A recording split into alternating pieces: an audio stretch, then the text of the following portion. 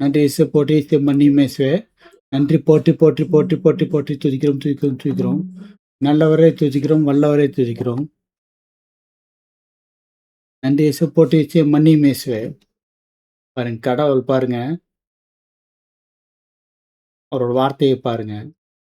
எபேசியர் 5:14-17 வரைக்கும் பாருங்க.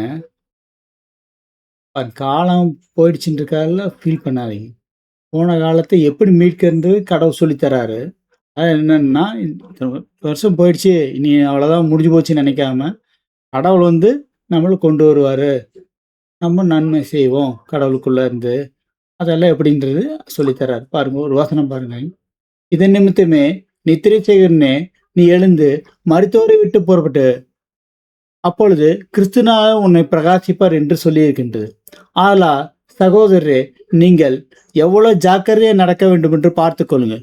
புத்தியினையும் போல் நடவாமல் காலம் கெட்டு போயிருக்கப்படுதுன்னா போன காலத்தை மீட்டு ஞானிகளை போல் நடவுங்கள். பாருங்க, போன காலத்தை மீட்கலாம்னு போட்டிருக்காங்க. அதுக்கு வியாக்கியானம் மாதிரி கொடுத்துருக்காங்க பாருங்க. இது வந்து பழைய RCY வெர்ஷன் 1929.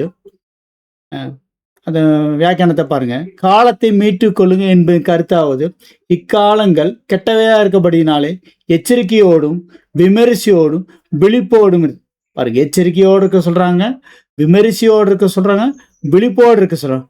எவ்விதத்திலும் எல்லா நேரத்திலும், அது வந்து எல்லா டைமும் காலத்தை புண்ணிய வளர்ச்சிக்கு பிரயோஜனமாக்கி கொள்ளுங்கள்னு சொல்றாங்க.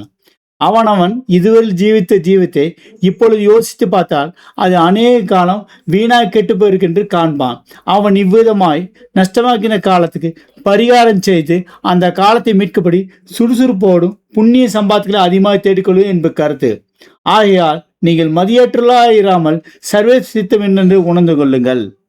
பாருங்க, இப்படியெல்லாம் கடவுளோட வார்த்தை இருக்கு. ஆனால் அதை பற்றி கவலைப்படாதீங்க. ஆண்டவர் நம்மளை வழிநடத்துவார். Praise the Lord. மரியே வாழ்க.